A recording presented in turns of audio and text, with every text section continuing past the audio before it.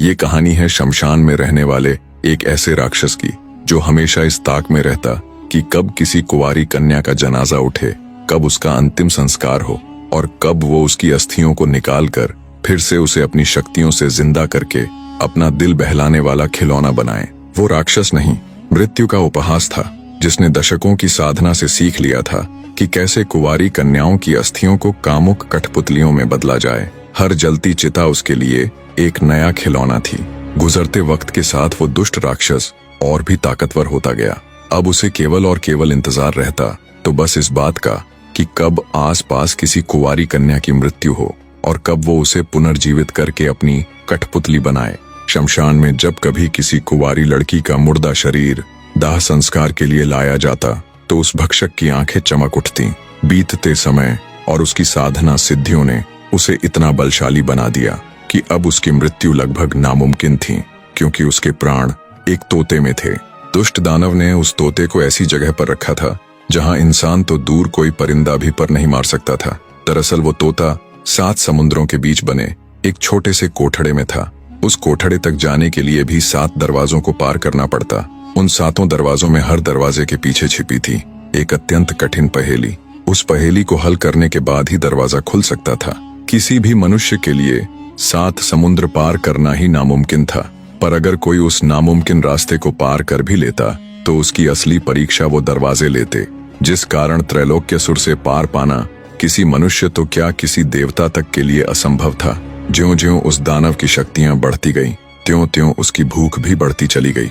अब उस घिनौने राक्षस के लिए किसी पवित्र कन्या के मृत शरीर का इंतजार करना बर्दाश्त से बाहर होता जा रहा था। वक्त बीतता गया, दिन निकलते गए, धीरे धीरे दिन महीनों में तब्दील हो गए। बढ़ते समय के साथ त्रैलोक्यसुर की बेचैनी और उसके सब्र का बांध टूटता जा रहा था। फिर एक दिन वो हुआ जो कभी नहीं होना चाहिए था।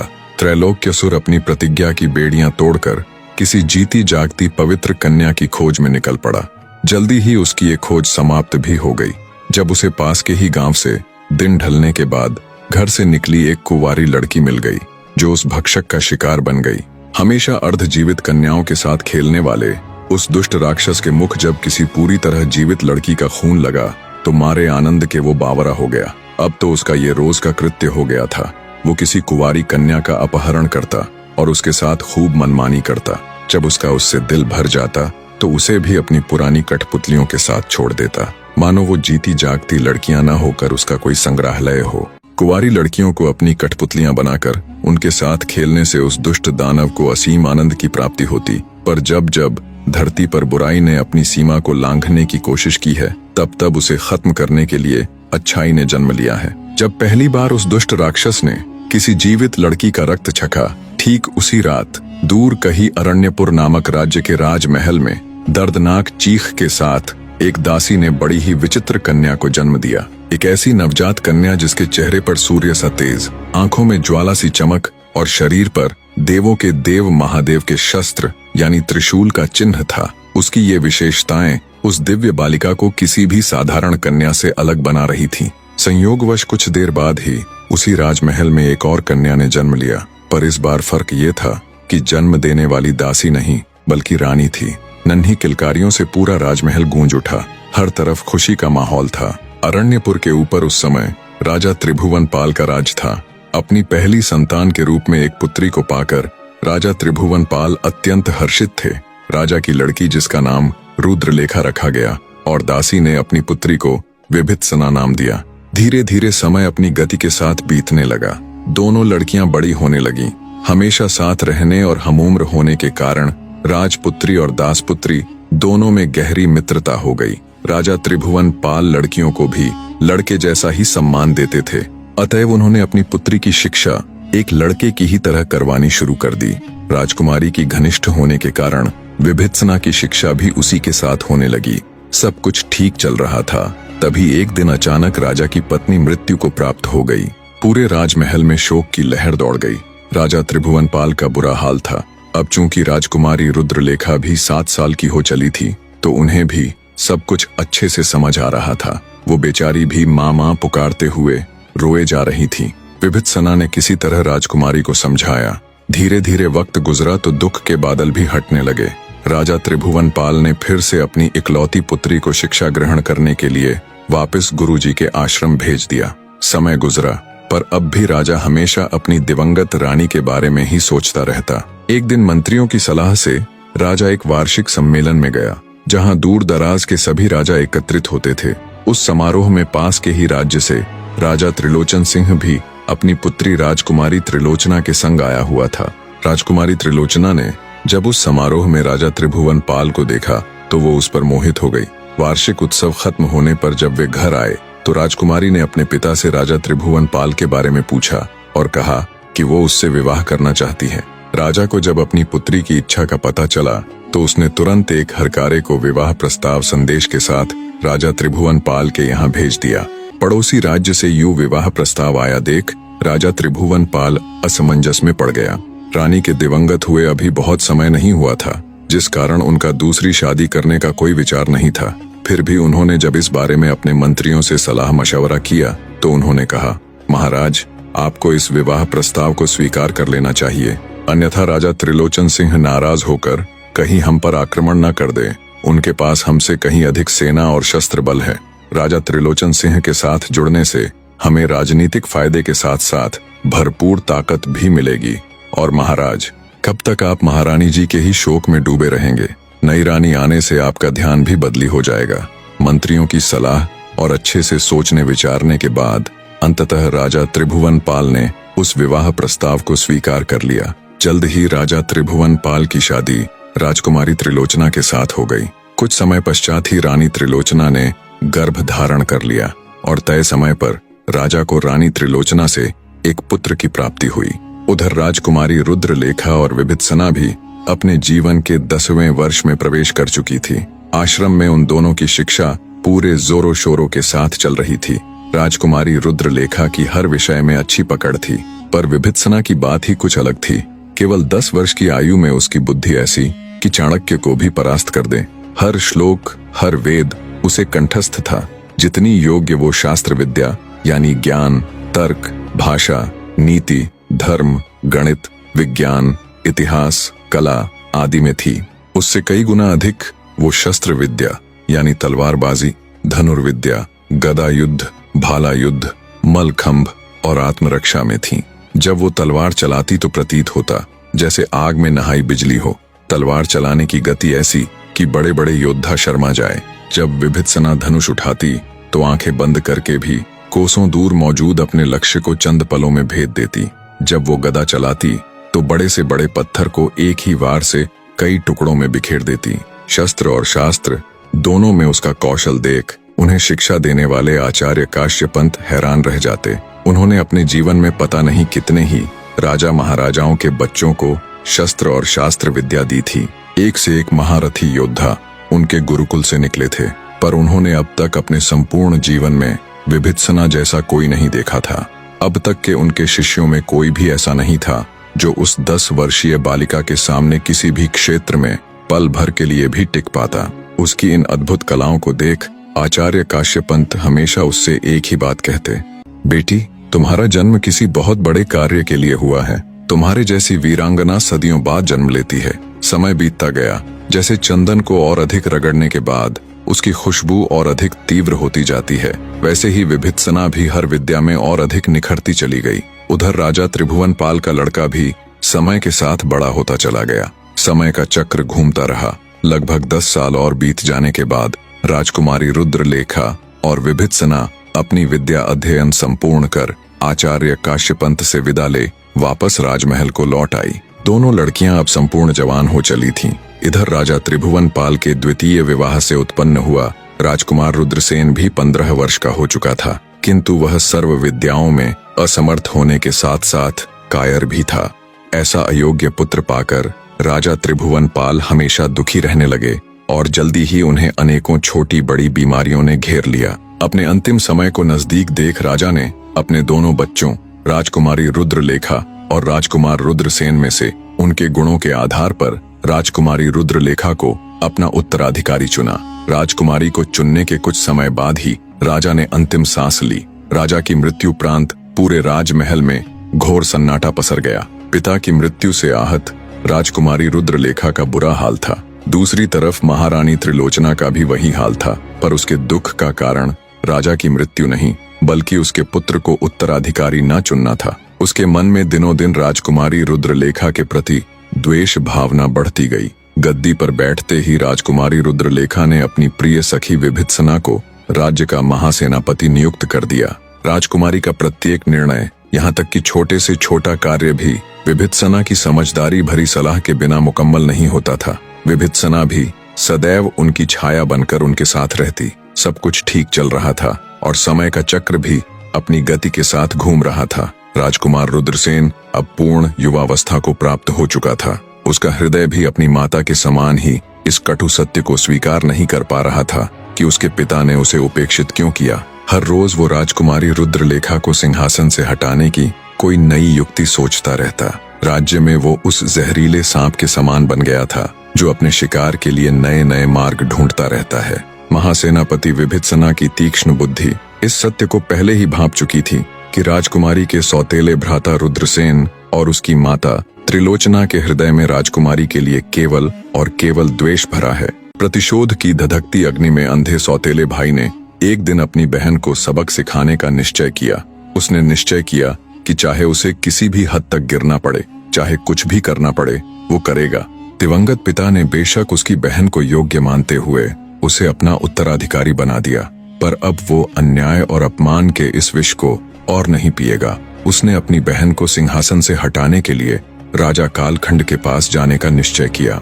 राजा कालखंड अपने नाम के जैसे ही अपनी दरिंदगी के लिए प्रसिद्ध था। वो इतना दुष्ट राजा था कि जिस भी राज्य पर हमला करता, न केवल उस राज्य पर अपना आधिपत्य घोषित करता, बल्कि उस राज्य की खूबसूरत स्त्रियों को चुनकर अपनी मनमानी करने के लिए उन्हें अपना गुलाम बना लेता। समस्त भारतवर्ष में उस समय कालखंड जितना दुष्ट और ताकतवर राजा दूसरा कोई भी न था। युद्ध करना तो दूर की बात, अन्य राजा उसका नाम सुनते ही मारे भय के कांपने लग जाते थे।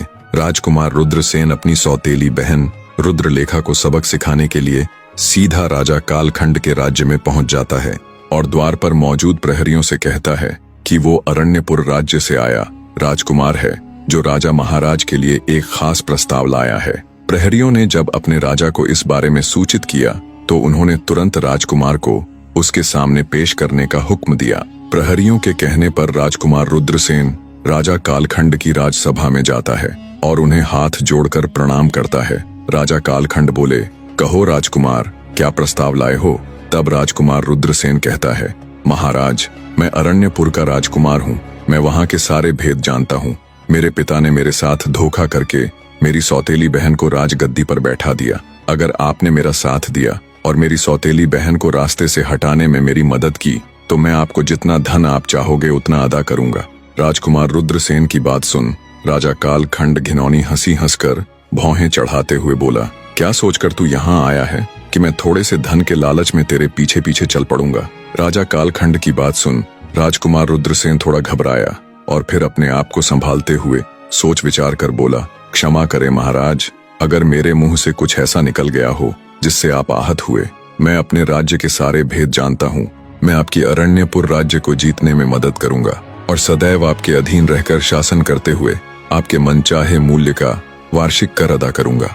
राजकुमार रुद्रसेन की बात सुन कुछ सोचते हुए राजा कालखंड बोला, मैं तुम्हारी मदद करने के लिए तैयार हूँ, पर मेरी एक शर्त है। सुना है तेरी बहन रुद्रलेखा अद्भुत सौंदर्य की जीती जागती प्रतिमूर्ति है। अगर मुझे वो पसंद आई तो मैं उसे सदा के लिए अपनी दासी बना लूंगा। सत्ता के लालच में अंधा हो चुका राजकुमार बिना एक भी पल विलंब किए बोला, मुझे मंजूर है महाराज। राजकुमार की बात सुन राजा कालखंड के चेहरे पर घिनौनी मुस्कान आ जाती है। वो बोले, ठीक है राजकुमार, आप लंबे सफर से आए हैं, थक गए होंगे, अभी आराम कीजिए। कल हम अपनी सेना के साथ अरण्यपुर पर चढ़ाई करेंगे। दुष्ट राजा की बात सुन राजकुमार रुद्रसेन खुशी खुशी विश्राम गृह में चला गया। अगले दिन सुबह सुबह ही राजा कालखंड अपनी भारी भरकम विशालकाय सेना को ले राजकुमार रुद्रसेन के साथ अरण्यपुर की ओर चल पड़ा। उधर राजमहल में महासेनापति विभित्सना को अपने एक गुप्तचर के द्वारा जब इस पूरी साजिश का पता चला तो वो दंग रह गई। उसको राजकुमार रुद्रसेन और उसकी मां त्रिलोचना पर शक तो पहले से ही था कि वे राजकुमारी रुद्रलेखा का कुछ भी अनिष्ट कर सकते हैं, पर वो सपने में भी नहीं सोच सकती थी कि सत्ता के लालच में राजकुमार रुद्रसेन इतना गिर जाएगा कि अपनी बहन तक का सौदा उस दुष्ट राजा के साथ कर लेगा। सौतेली ही सही, पर थी तो राजकुमारी आखिरकार उसकी बहन ही। ये सब सोचते सोचते उसकी आंखों में ज्वाला धधकने लगी। राजकुमारी रुद्रलेखा को इस पूरे वाक्य के बारे में बिना अवगत करवाए वो अकेली ही अपने घोड़े पर सवार हो खोलते खून के साथ राजा कालखंड की तरफ बढ़ने लगी। हवा से बातें करते हुए अपने अश्व की बदौलत वो कुछ ही देर में राजा कालखंड और उसकी विशाल सेना के सामने जा डटी। राजा कालखंड ने बीच रास्ते में जब एक अकेली लड़की को यूं अपने सामने खड़े देखा तो पल भर के लिए उसकी रगों में भी अजीब से भय की सनसनी दौड़ गई। उन्होंने जब राजकुमार रुद्रसेन से उसके बारे में पूछा तो वो बोला, महाराज, ये विभित्सना है, मेरी बहन की सखी। इसे ही मेरी बहन ने अरण्यपुर राज्य की महासेनापति नियुक्त किया हुआ है। राजकुमार रुद्र की बात सुन घिनौनी हंसी हंसता हुआ राजा कालखंड बोला, इसकी मृत्यु इसे यहाँ खींच लाई। राजा कालखंड आगे कुछ कहता उससे पहले ही विभित्सना दहाड़ती हुई बोली, पापी राजा, मेरी नहीं बल्कि तेरी मृत्यु ने आज तुझे यहाँ मेरे सामने ला खड़ा किया है। दुष्ट मनुष्य, आज तक पता नहीं तूने कितनी ही अबला नारियों की असमत लूटी है, कितने घर उजाड़े हैं। आज तेरे उन सभी पापों का अंत तेरी मृत्यु के साथ हो जाएगा। जैसे ही विभित्सना के ये शब्द हवा में गूंजे, क्षण भर के लिए पूरा मैदान मौन रह गया। सन्नाटे को तोड़ते हुए राजा कालखंड ने चीख कर आदेश दिया, कुचल दो इस दो कोड़ी की सेनापति को। राजा का आदेश मिलते ही हजारों सैनिक भाले, तलवार और गदा लेकर विभित्सना की तरफ दौड़े।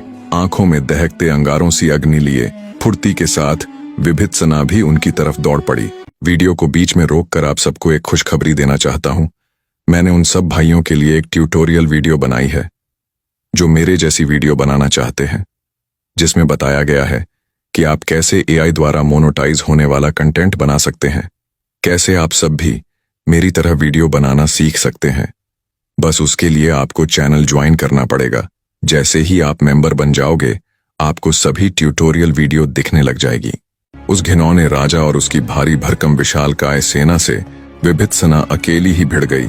उसका हर वार कड़कती बिजली, हर चाल वज्र का प्रहार और हर हुंकार रणचंडी का जय घोष प्रतीत हो रहा था। कुछ ही क्षणों में विभित्सना ने राजा कालखंड की सेना की धज्जियां उड़ाकर रख दी। उसके वार इतने तेज थे कि तलवारें टूट जाती, ढालें फट जाती। मैदान में हर तरफ रक्त और सिपाहियों की लाशों का अंबार लगने लगा। अपने सामने साक्षात मृत्यु देख राजा कालखंड के बचे खुचे सिपाही मारे भय के भाग खड़े हुए। अनगिनत लाशों के बीच राजा कालखंड ठगा सा निःशब्द खड़ा था। उसे यकीन ही नहीं हो रहा था कि कुछ पल पहले तक अभेद्य दीवार जैसी खड़ी उसकी विशाल सेना यूं एक अकेली स्त्री के हाथों पल भर में ढेर हो जाएगी। भय की लहर उसके पूरे शरीर में करंट बन दौड़ रही थी। जब वज्र सी चाल में विभित्सना उसके पास आई तो उसे इतने समीप देखकर राजा कालखंड का कलेजा कांप उठा। वह दुर्गा सी रणचंडी जब उसकी आंखों के सामने खड़ी हुई तो उसका गला सूख गया। ऊपर का सांस ऊपर, नीचे का नीचे ही अटका रह गया। कुछ क्षण पहले जो दुष्ट राजा अकेली विभित्सना को देख उसका उपहास उड़ा रहा था, अब खून के छींटों से सने उसके चेहरे और दहकते अंगारों सी उसकी आंखों में राजा कालखंड को अपनी मौत नजर आ रही थी। उसकी इतनी भी हिम्मत नहीं हो रही थी कि वो तलवार उठाकर उसके साथ युद्ध करे। सूखे हुए गले के साथ मौत के भय से राजा कालखंड हाथ जोड़कर घुटनों पर बैठ गया। विभित्सना ने बिना किसी दया भावना के, बिना एक भी शब्द बोले उस दुष्ट राजा की गर्दन धड़ से अलग कर दी।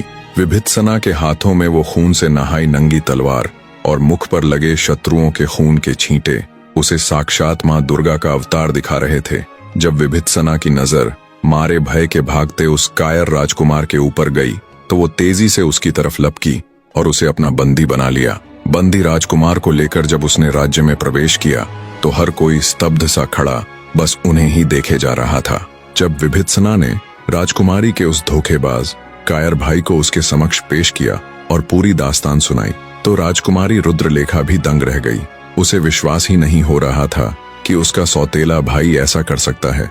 उसे अपनी महासेनापति पर फक्र हो रहा था कि उस अकेली ने इतने खूंखार राजा और उसकी विशालकाय सेना का संहार कर दिया, पर वे सब आने वाले खतरे से बिल्कुल अनजान थे। कहानी के आगे का भाग भी बस 2 से 3 दिन में आपके सामने होगा। तब तक वीडियो को लाइक कर दीजिए। ताकि मैं आप सबके लिए जल्दी से आगे का भाग भी लेकर आ सकूं। धन्यवाद मेरे प्यारे दर्शकों।